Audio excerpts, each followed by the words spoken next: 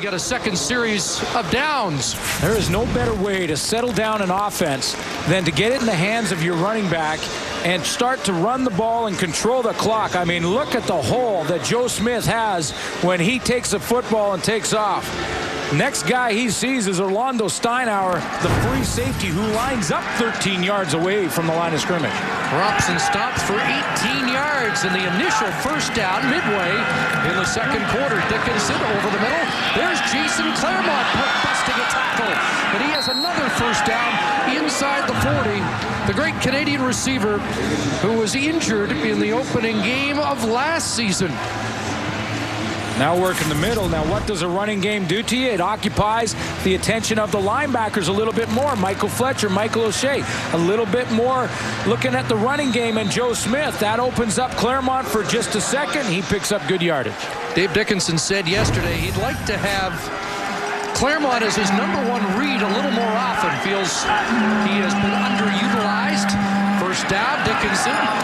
Second read, and there's G-Roy Simon. And Simon dragged down close to another first down with Michael Fletcher in tow. G-Roy Simon has run this play. I've been watching him because I'm wondering why Dave Dickinson hasn't seen him open, because he has run this play 4 or 5 times here tonight and been open like this, and it's been a little bit off on the timing between Dickinson and Simon to give him the ball. If he gets it a little earlier, he can turn his shoulders and make some moves. As it is, he picked up pretty good yards on first down anyway. Got 8, and suddenly the Lions have a little traction on offense. G-Roy with 300 yards in 2 starts against the Argos a year ago. Joe Smith straight ahead, and he should have the first down. Lions have talked about using their back Smith and Ian Smart at times more this year, and I think that's a familiar refrain around the league. We're going to see more running and maybe more 2 import back sets here in Toronto, talking about Avery and White together in the backfield. Well, yeah, you talk about defenses becoming very sophisticated, and generally speaking, sophisticated in stopping the pass. They bring in smaller players, more defensive backs. Well, the way you counter that offensively, run it up in there with your running backs. Maybe the Lions' preseason has ended because they've just strung together 3 straight first downs. Back to Joe Smith. Jonathan Brown and Michael O'Shea meet him after a gain of 3.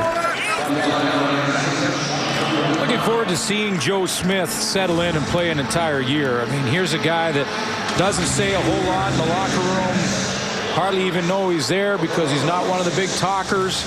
But he is a load at 224 and 6'1". And you remember back in that Calgary game, game 1 for him as a starter for the BC Lions, went 138 and 3 touchdowns. Here's a big play. Lions threatening, looking at 2nd and 7, trying to extend the drive. Dickinson all kinds of time. Looks for Claremont. Incomplete. And maybe the best defender on that play were the uprights. That's right, and that's exactly where the ball took Claremont, and it took his attention away from the football, and he couldn't find it again. It's going to come from the left of your screen. Dave Dickinson reads that it's blitz coming from the Toronto Argonauts. He goes down the middle, and look at the goalpost.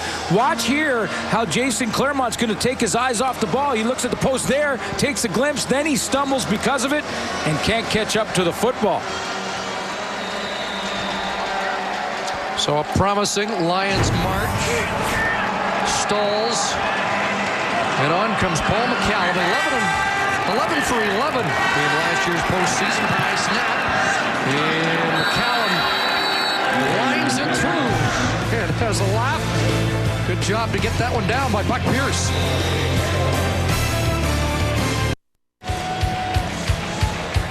Well, looking forward to our first Wendy's Friday night football game of a new season. The Saskatchewan Roughriders with your old buddy Kent Austin and Jim Pop with just about every title in Montreal, leading his Alouettes in that season opener for those 2 teams.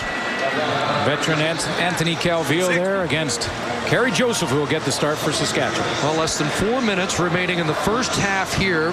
Damon Allen, much talked about start, 1 point so far. He is 4 for 7, 53 yards on the night.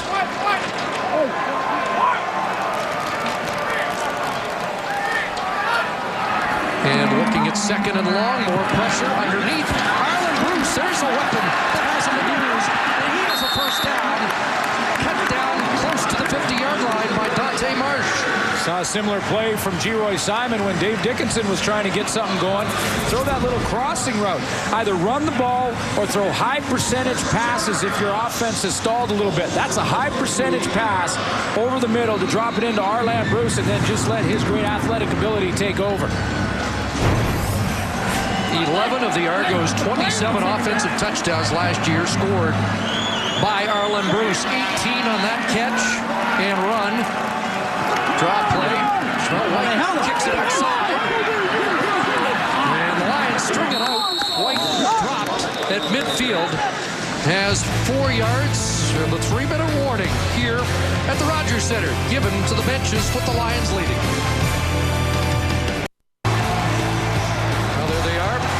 With that lineup, and they'll weigh in on this first half. Schultz, Dunnigan, Climby, and Randorf coming up. Wendy's at the half. Interested to hear what Matt Dunnigan thinks about what Pinball Clements should do, and when do you think Damon Allen's status for the second half rests on what he does in this final drive of the opening half of play? Well, in regular circumstances, you would think so, because if your quarterback's playing well, he stays in, and if he finishes this drive, it'll be considered momentum going in. But what Mike Clemens said yesterday was he's making the change no matter how Damon's playing. I'm a little surprised, based on what Clemens was saying yesterday, that we haven't seen a change already. You wonder if, in his own mind, he's scripted, I'll give him a half, and we'll go from there. We're not trying to pull him, but no, clearly the message from the Argos was that a number 2 quarterback would play in this game. 2nd and 6. Allen trying to keep his turf alive, and Wake's got him down again.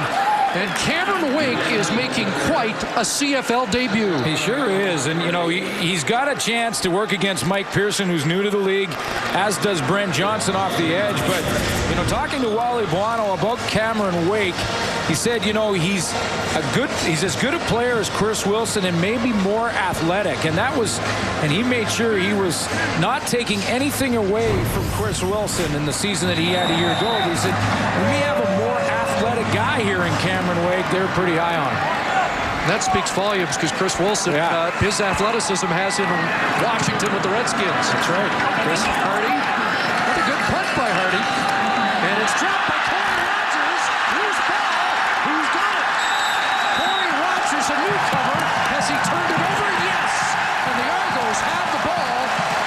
And a chance to close the gap here. A former All-American kick returner at Texas Christian dropped the ball, and the Argos come up with it, and it's Khalil Carter who picks up the loose pigskin.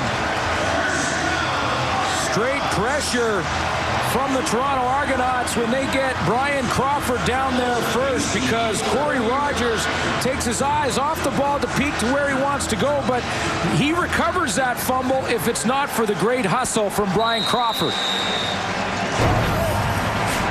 Did you mention he's from Queens? No, I leave that part out. Okay. You know they'll get done.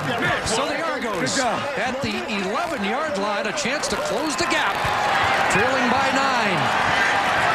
Allen with 6 receivers. Here comes Johnson again over the middle, nearly picked. Javi Glatt looks skyward. He had 2 interceptions against Damon Allen last year in a game, and the fans react. Yeah, they want to see a change. You know, and this is a bit of a read issue for Damon Allen, because the BC Lions have decided to come with a 3-man rush. There's Javier Glatt to the right of your screen, number 6. He's going to get involved, but look at the 3-man rush. Now, what happens there for the quarterback? The read has to be patient. Either that or take off and run with the football if there's only 3 defensive linemen coming. Damon Allen tried to force it into coverage. It was almost picked off. 2nd and 10. From the line, 11. In the pocket, time, throw, touchdown, Arlen Bruce.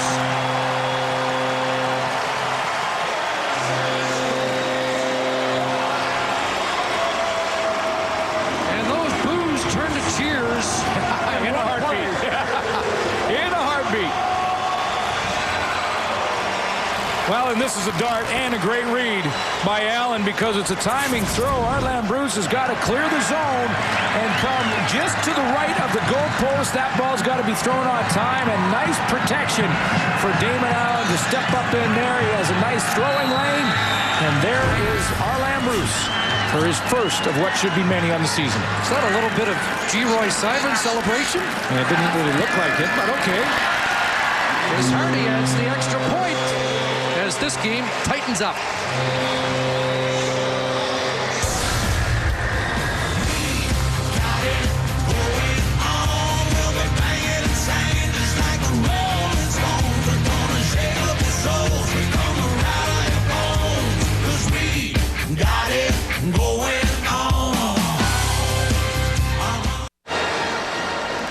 Touchdowns last year, 11 the year before, and an 11-yard touchdown catch in the season opener. You know, and Arland Bruce loves to play against the BC Lions. He played against them twice last year and had 190 yards in 2 games.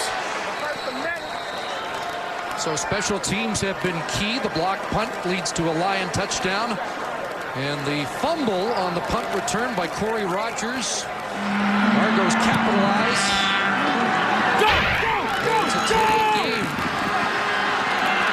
Ian Smart up to the 38-yard line. Dave Dickinson looked good on his last series. He has under 2 minutes to work with here.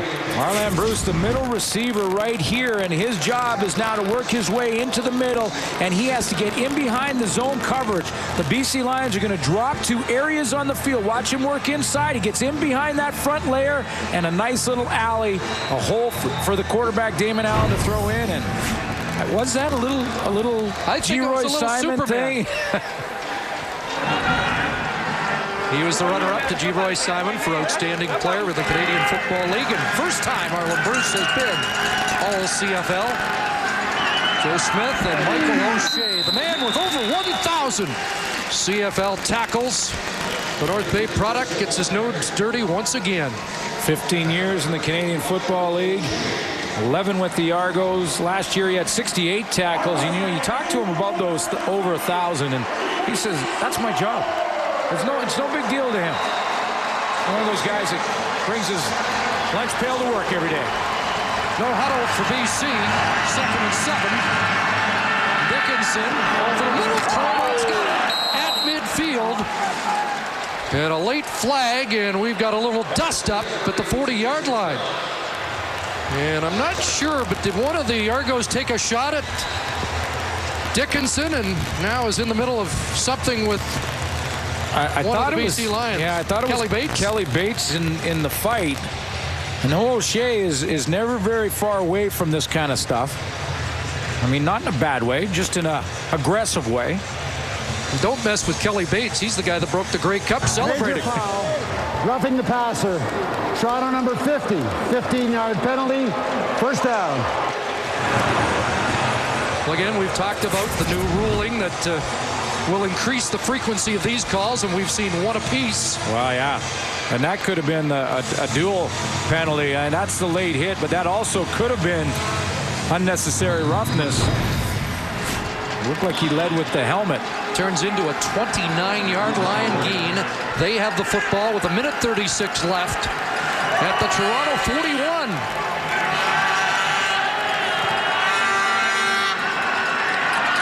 Time for Dickinson to look each way and then threw it away. Just throw it away. Yep. Paris Jackson, the closest man to the football, but well covered. Well, this has been sort of the signature for the Argo defense over the last couple of years, and that is to, you know, give up some yards in the middle of the field, but once you get into your own end, that's when they clamp down. Rich Stubler has done a nice job over 5 years of commanding the red zone. Yeah, we can talk about early season new offensive coordinators. The BC Lions are playing a heck of a defense, and Dave Dickinson is one of the first to mention that. 2nd and 10, blitz on, Steinauer got there late, and it's a completion, and there's Paris Jackson changing direction and getting to the 30, which would be a first down for BC.